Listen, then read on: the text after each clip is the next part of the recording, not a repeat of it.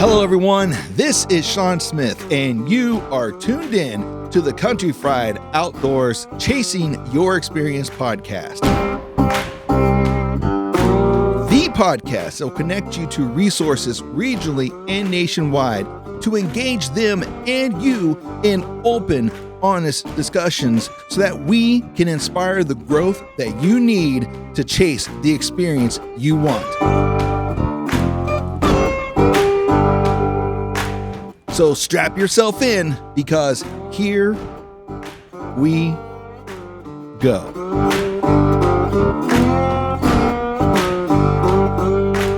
Hello everyone, this is Sean Smith with the Country Fried Outdoors Chasing Your Experience podcast. Well, we have finally come to the end of the road. This is the fifth and final episode of the live records from the Buckeye Big Buck Club 2025 Banquet. So far, I hope everyone has had a great time tuning in and listening to each one of the interviews. We've had a lot of great guests on: the Twig family, Miss Tricia, the Chief of the Division of Wildlife, Mrs. Kendra Wecker. We've had two of the Buckeye Big Buck Club board members, JR and Joe, that kicked us all off. And it's been quite the adventure so far, and I really do hope each and every one of you have tuned in and that you've enjoyed each and every one of those episodes.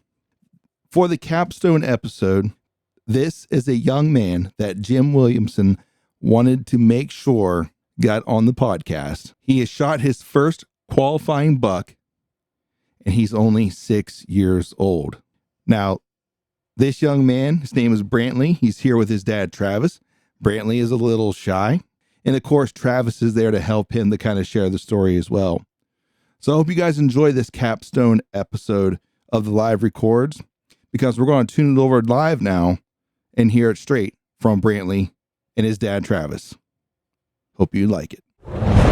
Hello, everyone. This is Sean Smith from the Country Fried Outdoors Chasing Your Experience podcast. I'm sitting here at the Buckeye Big Buck Club Banquet here in February of 2025. And I got to tell you, the large bucks are rolling in. And just like all the others, I've got a very special guest on the podcast today, and a young man by the name of Brantley, who is here with his father. He's coming in with a deer that made the entry at 146, about 146 inches, which definitely is well above what he needs to be in the club. And Travis, Brantley, welcome. How are you guys today? Good. Doing good? So Travis, talk to me a little bit here. Give you a chance to kind of introduce yourself and Brantley to us. Well, my name's Travis, and this is Brantley. He's been going to the stand with me for a couple of years, and last year was his kind of first year actually hunting. We made it in the stand opening day, and 3 days after he turned 6. So it was our tradition. We go out hunting for his birthday, so I went out, and it was kind of never had the buck on camera, and ended up we were only in there for an hour and a half maybe, and we had a couple does coming in behind us, and then I looked over, and that one was walking in, and I told him there was a big buck coming in, and he didn't believe me, and then he looked over and seen it. We had a big stare down for a while. So how long have you been hunting, Travis? I hunted when I was younger. I mean, my parents never hunted, but I got back into it. Her dad's a big hunter, so he got me back into it about 15 years ago. So you say your parents were hunters. How did you get into it then? We always owned property with woods, so my brother hunted, and I just kind of more gun hunted than anything until about 14 years ago, I started bow hunting. Okay. So, awesome. Generally you hear well, my dad hunted, or I had a family member that hunted, and here's just you and your brother. It's like, hey, let's just go do this thing. Yeah, we went out. We have a big woods. There's 6 sections in the woods. This is where he shot his, and it's a half a mile wide and a mile long.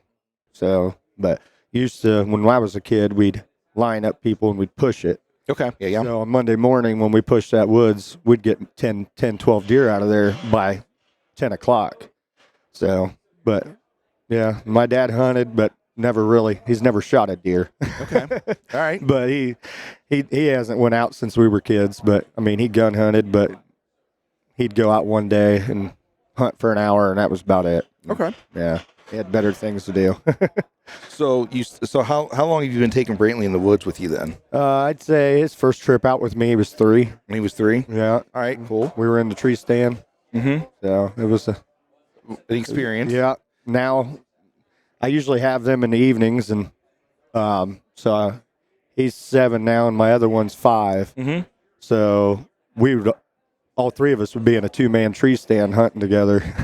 That's awesome. It's a tight fit. That's a tight fit. So how do you do it? Because there's gonna be a lot of dads sitting there like, I don't know if I could do that. He does good. The other one, on the other hand, he doesn't care much about hunting, but we get in there and they sit still pretty good. So I'm surprising, but it's. So how do you manage it then? Is it kind of like once it's to a certain point, well, let's just go, or It's more. If I want to hunt, I'm taking them because it's busy time for her with insurance and stuff. And okay. So usually deer season starts. She starts busy time for open enrollment for insurance, and it's time for me to have kids in the evenings. So if I want to hunt, taking the kids with you, right? So we're hunting. They're hunting. Yeah. It looked like it paid off for you, young man. Yeah. So this is his first buck, right? Yeah. All right. And it's his first year to actually be the shooter, right? Yep. So what type of prep did you do with him to get him ready, especially at that age? Yeah, we worked on fundamentals with the crossbow, and he shot quite a few times. And I mean, I put a red dot on because he wasn't in a scope preference yet, trying to find a crosshair. So I put a red dot on. As soon as I put that on, we set it at 40 yards, and he was tacking pennies. And What was your goal for him? Like, did you have a certain goal in mind, what the accuracy you needed from him before you took him out? Yeah, I mean, we were just we started at 20 yards and we worked our way out to 40. But I mean, once we got to 40 and we probably put 30 of them out there, and he didn't come out of it. I say he's ready. Yeah, I'm like, we're good. I'm like, so then we went over some pictures and stuff, shooting points. I got my silhouettes out there. So we kind of walked through, did a pattern where we're shooting, and Yeah. it was we went in the tree stand, and that's Yeah. first set, first buck. And yeah, it was interesting. So you said you were using silhouettes. Were they kind of in different positions? And you asked where would you shoot this deer at, right? Yeah, we just kind of left it in there, and then we moved at an angle and kind of moved to where you would shoot and stuff. And we pulled up pictures, and Obviously it worked. yeah, he shot it right in the heart. Oh, Went 40 yards, and down it went. that's amazing. So let's talk about the hunt. You know, first day, it was what? Well, first day was the first couple hours? It was second day. Opening day, we didn't get to go out. Okay. I went out Sunday morning by myself. Didn't see the first deer, same woods. Then we went out Saturday night or Sunday night, and that was when it happened. I kind of told him, I said, we had a little food plot, and I told him, I'm like, when they come in, they're going to stop at the edge, and when they stop, and I said, if they come in here, they're going to stop right there at that tree. And we stared him down for 15 minutes. He was on his tippy toes standing in the tree stand because that was the only way he could see up over the rails to. And I said, you keep your bow right there. And I said, he's going to come in, he's going to stop, he's going to put his head up, and he's going to look around. That's when you take it. And we took it. So Brantley, I'm going to ask you a question. What were you thinking when you first seen that deer? So you were pretty nervous. Was your heart fluttering pretty bad? Yeah. Yeah. How about your hands? Were they really shaky? I bet. Was he the biggest deer you've ever seen? In person. Yeah. Yeah. So you got this deer, you got your red dot on him, right? How hard was it for you to hold steady on him? Really hard. Really hard, right? And you finally got that red dot right on the heart where you wanted it. And then what'd you do? I shot. You shot him, and then what happened? I sliced his heart. You sliced his heart right open. What did deer do? Went down. Did he go down right there, or did he run off? He ran 40 yards. He ran 40 yards, huh? Did you watch him fall down? Or did you have to do some blood trailing? Yeah. Did some blood trailing? Okay. How'd that go? Did you get to do the blood trail, or did Dad do it? I kind of helped. You kind of helped? Did you have daylight, or was it dark? Dark. It was dark, so you had flashlights, right? Yeah. Yeah. Was it? Did you? Was it kind of hard to track him? No. No, pretty easy to follow, especially if you got him in the heart, right? Probably pretty good blood trail, right? So when you seen your deer that you had shot, and he's laying on the ground, he's your deer now. Was you excited? Could you barely stand it? Was you just all kind of nervous, just really happy? Tell him you were scared and you wouldn't even go near it. Little scared, huh? So tell me about that. What was his response to it? How'd that go? Well, it's I was in tears. I was crying in the tree stand. It was pretty emotional. He wanted to know what was wrong. He got home and he told Mommy, "If something's wrong with Dad." He was crying in the tree stand. My buddy, it was all happy tears. That's for sure. I don't know how I even held that crossbow in the tree stand because I videoed it walking up to him and stuff. I seen him and I told him and I said, "You can definitely hear me crying in the video." But I made him put his hands on him and yeah, it was pretty interesting walking up there, and it took him a minute to get his hands on him, and he wasn't. I mean, I've brought home enough deers, and he never really wouldn't touch them. So now he touches them, and it was a good time. It was a good moment, yes, right? And it was like I don't know if you've seen a picture of the deer, but No, that's amazing. yeah, it was. Look at him, man. Yeah, he's His antlers are bigger than you are. yeah, he's sitting down in them, and then he's I mean, it was a That's gonna be a proud dad moment right there. Yep. The story doesn't get old, that's for sure. No, it never will. No, it's And sometimes, as a father myself, sometimes I think I'm more excited and more happy than what my son was. When it was just to have that moment and to see the success for him.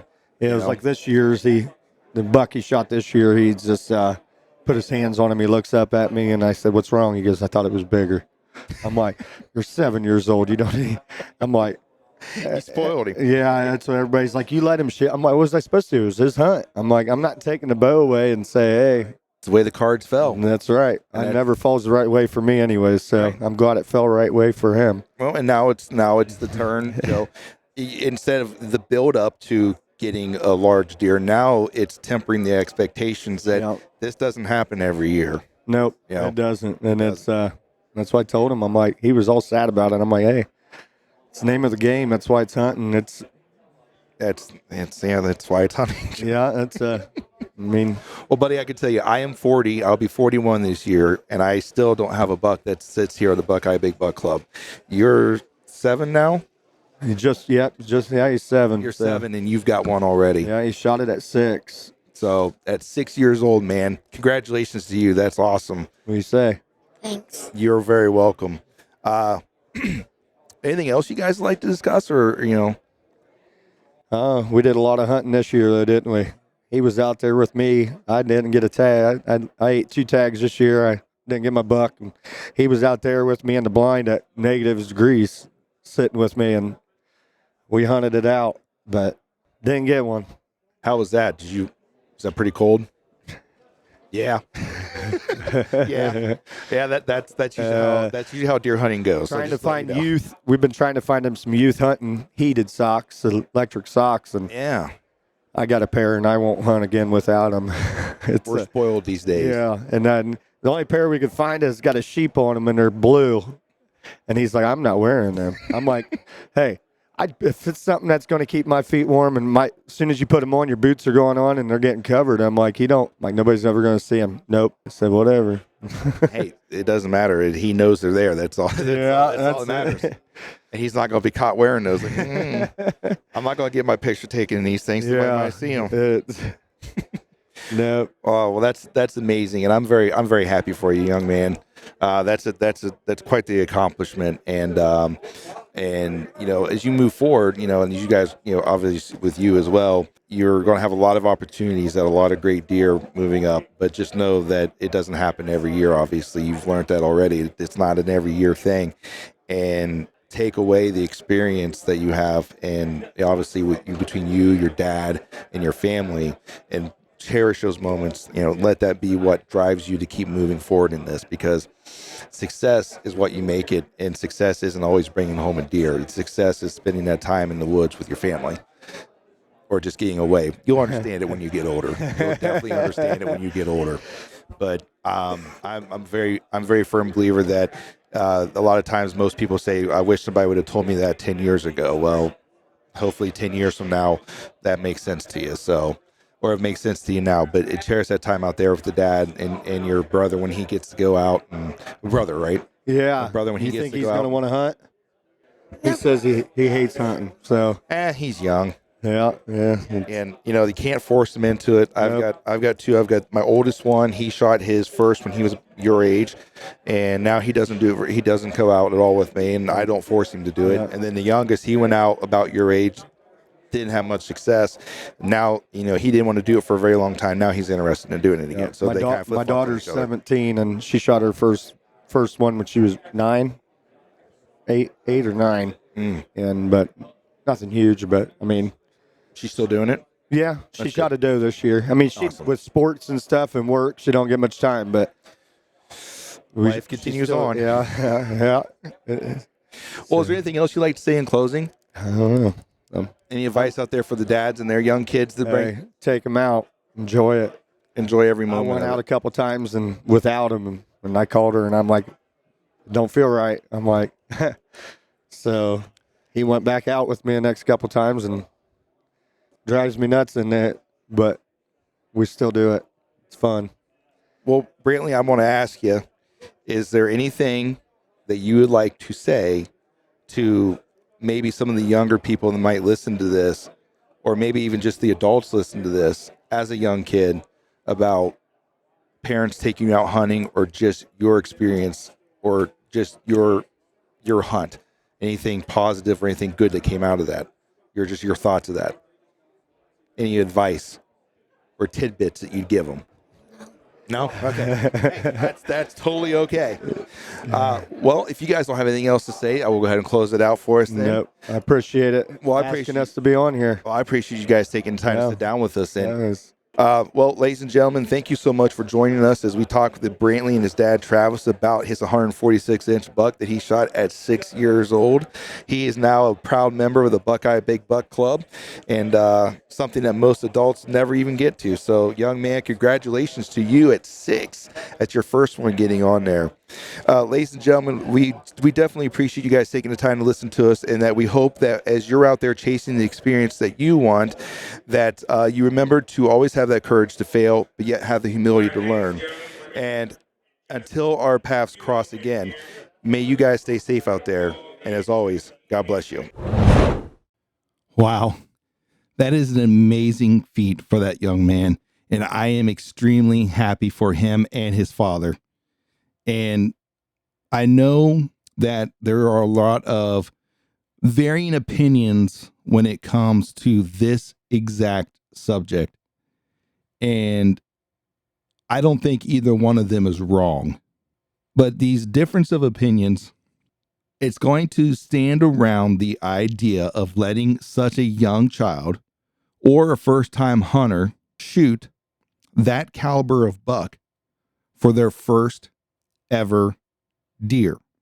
Now, obviously, I'm not going to be able to give you every single argument, both for and against, but proponents are going to basically stand on the corner or stand on the side that the young man or that the young person or the new hunter should be happy they harvested their first deer, and that they really, outside of just knowing that they've harvested a deer, they may not really fully understand what it is that they actually accomplished. Now, this leads us into one of the cons of this. And once again, this is a debatable subject, and I'm not telling you which way to think on this, but this is one of the where people who would argue against it and saying, well, then you just cemented an unrealistic expectation into a young hunter that this is what you're going to get every year. When we know in reality, there are many, many grown men and women who have never seen a deer of this caliber ever. And there are many more who have hunted a large part of their lives and finally harvested one. I've told you before, I'll tell you again, my very first deer was a button buck. Very proud of that deer, right? So once again, I can't tell you what is right and what is wrong because I don't think there is a right or wrong in this. I think that if you are good at communicating with your young hunter, that they understand what I guess, an overall ideal of what hunting is. And that is, I don't know. I mean, I guess we all have our own reasons for doing it, but it's the enjoyment of the outdoors. It's the enjoyment of the harvest, regardless of what it is.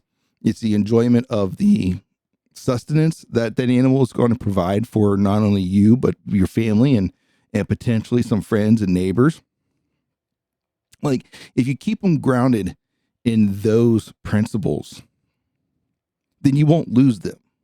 Now, we'll say this, and I firmly believe this. If you make the trophy the only reason for the hunt, then you do run a risk of losing that young hunter, because in their mind, they just go out every year. They have an idea that, well, we just go out and I shoot a big buck and that's it. And they're going to soon learn that that's not how true hunting works for most people. Like I said, I don't think there's a right or wrong in that. And I think both sides of that argument have good points. Like I said, if you have the ability to keep the young hunter or the new hunter grounded in the important principles behind it, I think you're going to have someone hooked for life, because what better way to get hooked into hunting than to be successful, especially if and when they truly realize what they've done. I have to admit that this series has been quite a journey for us. I am very thankful for the opportunity that was presented to me by the Buckeye Big Buck Club. I will be forever grateful to them. And I hope that this isn't the last that we will work together. I hope that future events that we'll be able to continue to move forward and build upon what the foundations that we've started already. And I don't think there's any way that I could really thank the men and women of the Buckeye Big Buck Club for accepting me into the banquet and inviting me and the podcast to be there to capture some of the stories and some of the moments and some of the emotions that being part of the club is about, and the connections that it makes. I got to say that I'm very thankful to everyone who took the time to sit down and talk with me on the podcast. I appreciate you sharing your stories, and I know that the listeners will appreciate the stories as well. We've heard stories of different experiences, from someone's second buck ever being I guess you would call an adult onset hunter, if you will accept that term, has been in a hunting family her entire life, marries into another hunting family, and then picks it up. And 3 years later, she's sitting on a 200-inch plus monster Ohio white-tailed deer. We move on to a family whose hunting heritage is rooted very deep, and that family tree is growing, and there's deer on every branch. This family, Todd and Kate, they have figured out the recipe to bring your children into the outdoors, to get them to be involved, and not just be involved, be passionate about it, and also be successful. Now, yes, success is very, very, very subjective, but 1 year, 5 family members. We talked to 4, mom, dad, son, and daughter. And don't forget that grandpa shot a buck that year too. That's 5 deer, 5 great bucks in 1 year. That's a once in a lifetime year for that family. And it's the amazing story that went along with it. But as I said, Todd and Kate, you guys have definitely hit that whatever recipe it is to get the young ones out there, get them involved and get them to be successful. Especially in today's world, it's rough. There's a lot of distractions out there, and a lot of us are pulled in a lot of different directions, and the kids have a lot of distractions, both electronic and social. It's hard to get them to be involved in this. They found the ratio that works for them. I also have to say thank you to the Ohio Division of Natural Resources and the Division of Wildlife, to be very particular and to be very specific, to Ms. Kendra Wecker, the division chief. I am definitely eternally grateful for you to sit down, because if you weren't at the banquet, or at least didn't see what was going on, it was a pretty busy schedule there towards the time that dinner time started to come around. So I am very grateful that Kendra took the time to sit down and talk to us, because it could have very easily have been a no-go because of just the tight schedule we were on. And I really do appreciate that she too found the value to sit down and get the message of what the Division of Wildlife is trying to do, and get their mission statement out there, and get their missions and their goals. And they're just to continue to educate, whether it's the listeners here or just the general public, about the outdoors. And she made a lot of great points. And she's aware, as long as everyone else is aware, that, the access problem that Ohio has. We're a very opportunistic state, and they are taking steps to alleviate some of that pressure when it comes to access. The landowner hunter access program, amazing thing. That is, I don't want to take credit for it because I can't take credit for it, but it's almost set up the exact same way that I had sent in, because every year they send out a hunter survey, and it is almost verbatim set up on how I had written it out in my survey back to the state. So once again, I can't take credit for it, but I'm gonna, take credit for it. That is a great idea, especially when you imagine it with the Hunt Fish app that the Division of Wildlife has out there. If you're a sportsman and woman that lives in Ohio or is coming to Ohio, man, you've got to get that app. You've got to download that app.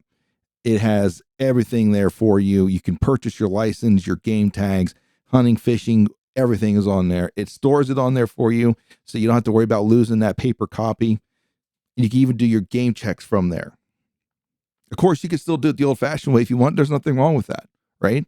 You got to, and that's what Miss Wecker said, is that there's we're trying to, there's a good balance that we have to keep, because we want to be innovative and keep up with the times of technology. But yet there are some users in Ohio who aren't that technologically, advanced. They're not, they can't. So being able to keep to our roots, but yet expand into new horizons, is some forward thinking right there. And once again, I can't thank her enough to sit down and talk to us. And lastly, as we just finished up with the interview with Mr. Brantley, is a 140-inch plus whitetail buck, his first, age 6. That's an amazing story. But I want to focus on a key topic that was pretty much unanimously across every story. That is getting new people out into the woods to enjoy it. Joe, JR, Trisha, the Twigs, Chief Wecker, Travis, every story, every interview focused on that there. I didn't do it. It wasn't my design to do it. That was the natural progression of each and every one of them. That tells me that is an important topic. And that is an important takeaway for all of us who are sportsmen and women here in Ohio, or Colorado, or Iowa, or Kansas, or Texas. As Chief Wecker said, one of the biggest challenges, one of the biggest fears that a conservationist has is the apathy of the general public towards what conservation is and how it's done. The 400 people who work for the Division of Wildlife, there's only so much they can do for a state with 11 million people in it and growing. What that means is that we as sportsmen, we as hunters, we as fishermen, as boaters, as hikers, as bird watchers, as foragers, as singers, gin singers, that is. Whatever it is that gets you to the outdoors, it is important for you to share that message with the people around you, because nothing will kill our heritage faster than the apathy of the general public. Because if they don't care, if they're indifferent, they're not going to vote for it. And as you heard, conservation doesn't just magically happen. Wildlife management doesn't just happen. Wildlife restoration doesn't just happen. It needs funds. It needs people. And it really comes down to all of us to get the message out and be good stewards of the wildlife and the wild places that we love. Because an apathetic general public doesn't care that a wetlands gets destroyed for a new shopping center. An apathetic general public doesn't care if another block of timber is taken out for a housing development. An apathetic general public doesn't care about the extinction of a very fragile species. They don't care. It's nothing against them. I'm not saying they're bad people. They're just apathetic towards it because most of them might be ignorant to it. So that's you as sportsmen. That's you who love the outdoor places, who love the wild places and the wild things that calls it home. That's where you come in. That's where we come in. Whether it's sharing our stories with the people who otherwise we probably wouldn't have talked to, or sharing some of our harvest. Man, I tell you what, I've got 2 big garbage bags full. When I say garbage bags, I'm talking big, like they're not technically garbage bags, but they were storage bags, but just full of trail bologna and snack sticks off the last doe that I shot for the year. Man, I'm handing those things out like candy, sharing the bounty, spreading awareness. It doesn't mean that I have to go to town hall with a pitchfork and demand these things, and demand that you listen, and demand that you care. Let me know how that works for you when somebody tries to demand you and tell you to stop hunting. Or someone tries to tell you that you're not allowed to fish here. Or someone tells you that, sorry, this land is closed now, you can't hunt mushrooms here. Or how's it feel when you walk up to a property you've been hunting for years and someone tells you, sorry, not anymore? You don't like to be told what to do. No one does. No one likes to be told. No one likes to be forced to do things. Man, it's about influence. I'm being a positive influence out there. Y'all heard this saying before. I'm going to say it again. You're going to catch more flies with honey than you do vinegar. You're going to win more hearts with smiles than you are with anger. Sure, the people who agree with you are going to feed off your passion. They understand it. It's the people that don't agree with you. It's the people that are on the fence. If they see you as an angry, when I say passionate, we'll put it this way. They see you as an angry, passionate person that's angry, right? Probably not going to follow you. But man, if you're all smiles, you're all pleasant, you're all good about it, spreading all the good joys about what the outdoors is, they're more likely probably going to listen a little bit. And they might follow you. They might follow what you, maybe not you, but they're going to follow something. They're going to find their own experience in the outdoors. So we got to be good stewards. Because apathy of the general public is going to kill what we do. It's going to kill it faster than the anti-hunters. It's going to kill it faster than the preservationists. Apathy of the general public will bring it all down, because if they don't care, they don't fund it. Which is going to bring me to the last bit of something I want to talk about. And that's the trends that we're seeing in Ohio. And I think JR and Joe said this best, but I'm going to recap and relay this in my own words. It is time to stop fighting about who is the better hunter because of the implement that you use. Just because you use a trad bow doesn't make you more ethical or better than the compound shooter. Just because you use the compound bow doesn't make you better than the crossbow hunter. It doesn't. Yeah, we all have strong opinions. We have strong opinions when it comes to that. That is your personal choice. And I've been saying this since day number 1 on the podcast. You got to chase your own experience, and you can't and you shouldn't force your experience onto somebody else. As long as what that person is doing is legal, it's ethical. And I don't shoot a crossbow. I've said this multiple times. I don't shoot it because I have a problem with it. I don't shoot it because I find the compound bow therapeutic. And there's just something about shooting a compound bow and bow hunting with a compound bow that is magical to me. That doesn't mean that it's magical for everybody. I appreciate the entire process of bow hunting with a compound bow. That's me. That doesn't mean your neighbor has to do the same thing. And I'm not saying Pope and Young needs to get off their hands and allow crossbows into the art and into their record books. No, that's their heritage. That's their tradition. That's their belief. But I'm saying for us to quit arguing over all the crossbow hunters are ruining the sport. Really? Are they really? I don't think you have the empirical evidence to suggest that. In reality, and this is going to ruffle feathers, and some people might quit following the show because I'm going to say this, but I'm going to say it. To be quite honest with you, they're probably a little bit more efficient at killing deer than compound bows are. And compound bows are a little bit more efficient than killing deer than trad archery. And then the arguments are going to come. Well, with trad archery, I don't take 30, 40 yard shots. So I'm more ethical. Are you ethical because of the limitations of your equipment?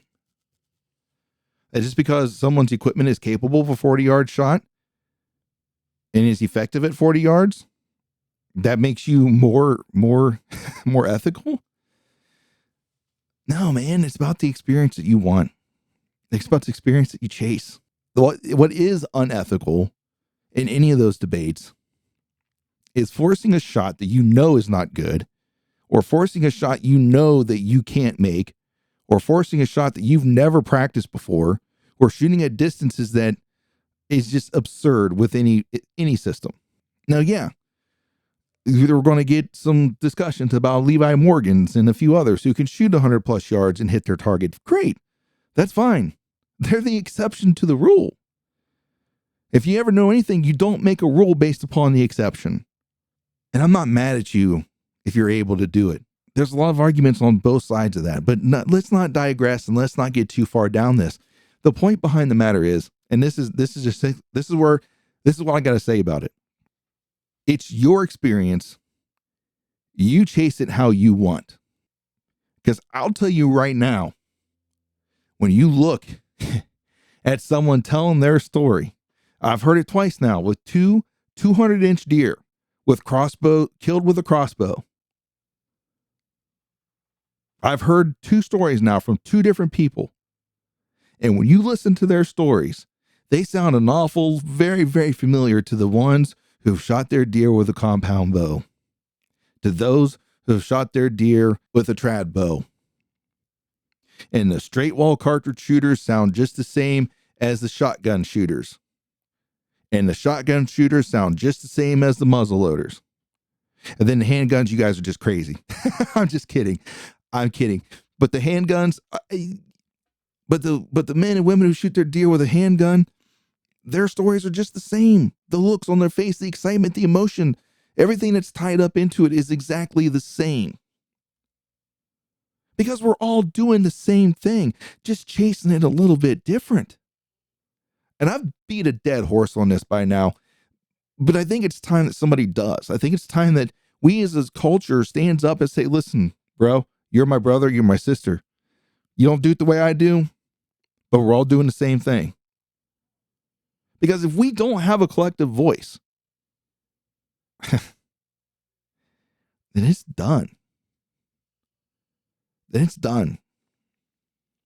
Yeah, in Ohio, crossbows are the number one implementive take for the state in 2024, the 24-25 season that just ended February 2nd, less than 1 week before the banquet.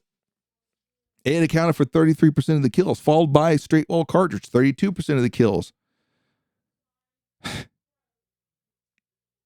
There's nothing wrong with being a traditionalist, and that you want to keep yourself and maybe your close-knit group, whoever you talk to, like you identify with them. I get it, it's tribalism. But man, it's time we start opening up to the bigger tribe of outdoorsmen and women out there that are chasing the same things, just a little bit different from each other. And honestly, I think that's all I have to say about that. I think I've ranted enough on that. But ladies and gentlemen, I truly appreciate that you have stuck it with us through this entire series. It was a lot of fun to put together. I look forward to more opportunities with the Buckeye Big Buck Club. I look forward to eventually getting my very own entry into the Buckeye Big Buck Club. And you've heard it before. I'm going to say it again. I was 1/8 of an inch off. I'm not going to let that go. So, Will, if you ever listen to this, I'm not going to let it go, friend. No, Will, you're a good dude. And it's probably harder on you to turn a deer away for 1/8 of an inch than it is for the person who's trying to get in. That's got to be heartbreaking on both sides, because I know you guys it's not a competition. It's a brotherhood. It's a family. We want to welcome you in. It's not about keeping you out. But I really do hope that you guys have enjoyed this series, that you've felt the emotions. You found yourself smiling with the happiness and maybe shedding a tear with a little bit of the sadness, whatever was coming out. I hope you guys were emotionally connected to the stories of those who lived it. Once again, I have to give a big thanks out to the Buckeye Big Buck Club.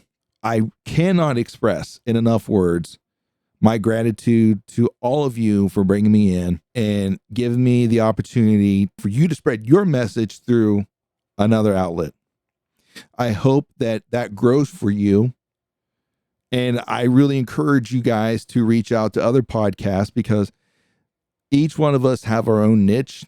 Some of us have a lot more followers than others. Some of us are new, like me, who's still growing. But don't be afraid to share that message. Don't be afraid to reach out to other members or other media outlets. Talk to them. Share your message. Get it out there. Because like I said, apathy is going to kill us. And Jim Williamson, my man, thank you, brother, for all you did. You're a busy beaver there at that banquet like everyone else was. But man, you took the time to make sure I was set up where I needed to be. You took the time to get me lined up with the interviews.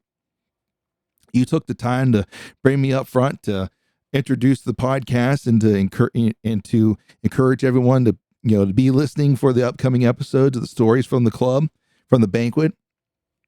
You're the man. You're the man. You're the man who called and invited me. You're the man that probably put the bug in the other members' ears to kind of reach out and do this. I'm just as eternally grateful to you as I am the club in whole. Once again, I want to thank all the hunters who sat down and shared their story, because there's the connections there. I can sit here and blabber all day, but man, when you hear that emotional connection from other people, it's amazing. It's amazing. And I wish y'all could have been there to see the emotions that are associated with these. Like, I could video these, still ain't going to capture it like it is being there live. I wish you guys could have been there to hear the stories and the emotion associated to them. So, Trisha, Twigs, Brantley, Travis, thank you. I appreciate you guys taking the time to talk to me. But I think it's time that we start to wrap this thing up. Ladies and gentlemen, like I said earlier, I appreciate you guys taking the time out of your day to sit and listen to all of our episodes, or at least this episode. And then I hope that it inspires you to maybe listen to the other episodes, share it, rate it, like it, review it, and follow it along or follow the show on the podcast platform of your choice. I also hope that it inspires you to get outside and chase your own experience. And by chasing your own experience, I hope as well that inspires you to go out and share your experience with somebody new. But as they say, all good things must come to an end. But ladies and gentlemen, as you're out there chasing your own experience, may you have the courage to fail, but yet the humility to learn. And from the bottom of our hearts here at Country Fried Outdoors, until our experiences cross paths again, we hope that you stay safe out there. And as always, God bless you.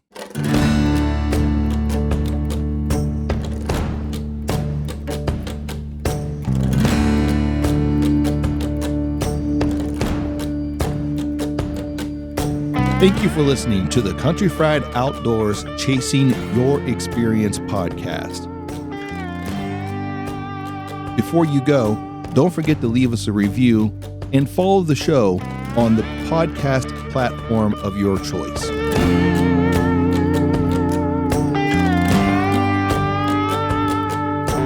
Are you hungry for more Country Fried Outdoors? Then follow us on Instagram at Country Fried Outdoors or subscribe to our YouTube channel at Country Fried Outdoor Productions.